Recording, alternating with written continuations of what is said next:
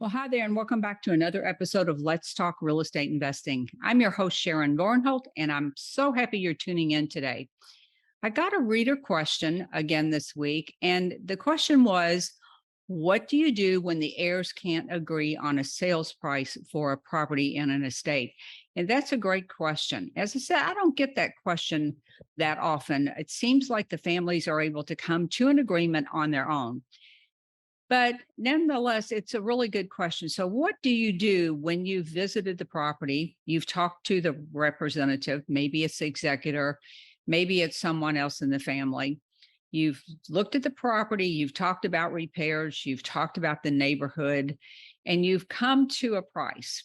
And you present that offer to the executor or the personal representative or whoever is there representing the family. This is where the problem's going to occur.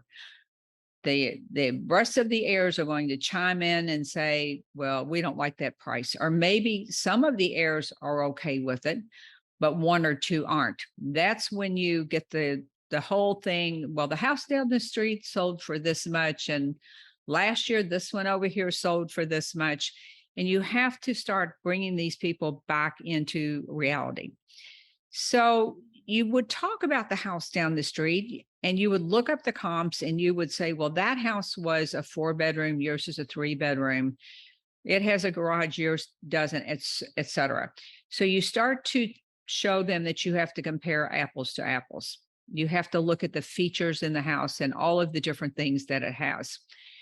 Now, where their property is concerned, you want to go over what their property would likely be worth fixed up. And I mean, as a retail sale, what is it going to be worth at that point? People almost always think it's worth more than what it's worth. So you have to circle back and talk about that. So what I do is I go over the cost of repairs. I talk about what it takes to do a property, to repair a property properly. And that's using real contractors. They'll often say, I could get this vanity for this much, or I could get this for this much. Well, that's great, but you're not going to be doing it yourself. So you need to tell them we use real contractors and this is what the materials cost. And to have these things installed is going to be this much money. So they need to know how much it's going to cost to be fixed up. Then you tell them, I should say, you remind them of what would have to be done to get this imagined price, the top dollar price for a retail sale. They often think it's going to be less money. They think you can cut corners and they think you can leave things out. And this is where I like to ask them, what would you do if you were going to live in the property? What would you do if this were going to be your home? And then you get a whole different answer. Suddenly, the things that were okay before maybe are not okay. The hardwood floors that are so damaged that were okay for the new buyer, they're not so good for them. So you just need to go through these things. And this is where it takes a lot of patience to do this. You can try talking to this family representative, whoever is there. You can try talking to them. If that doesn't work, then what I like to do is ask for a meeting of the heirs. Have them meet you at the property so that you can look at things, you can go over things. But really, what's important here is you want to hear what they're saying. You want to listen to their concerns. Ask again, each one of them. Well, if you were going to live here, if this were going to be your home, what would you do? What would you fix? What would be acceptable to leave alone? Your goal here is to get them involved in the discussion, get them invested in seeing themselves in this property and in knowing what they would do if they were going to live there. Keep circling back to what is reality. Tell them again, go over it again, tell them again what would have to be done for a retail sale. You can say to them, certainly if you're willing to do all of the work, you can buy the materials. You wouldn't be paying yourself to do the work. There's no doubt you can get this done cheaper. But I cannot hire a contractor or contractors to put this house back together. That's what I have to do. So it is going to cost more. Make your offer and give them time to think about it.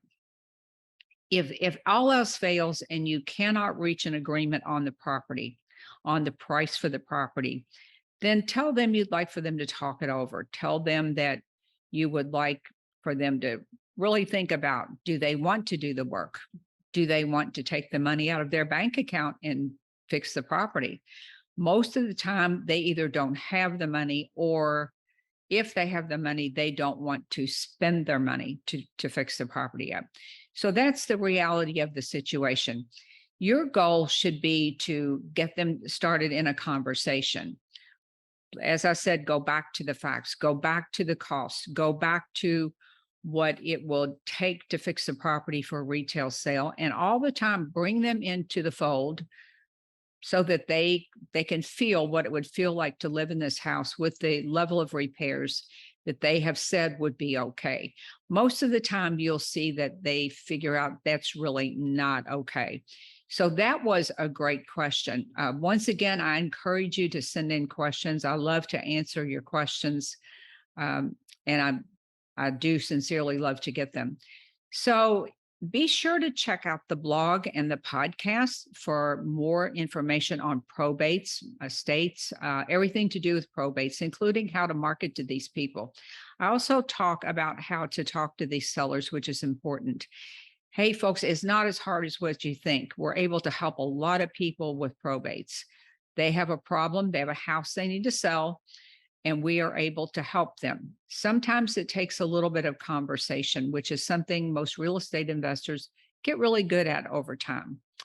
So be sure to check that out. That's the first thing. Be sure to check out the blog and the podcast for information on probates.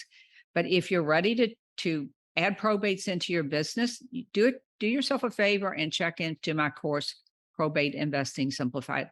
You can find that at probateinvestingsimplified.com.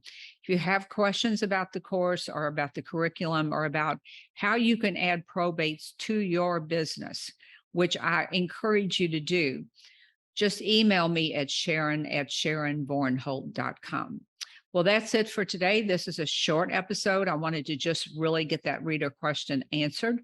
So I will see you same time, same place next week. Bye for now.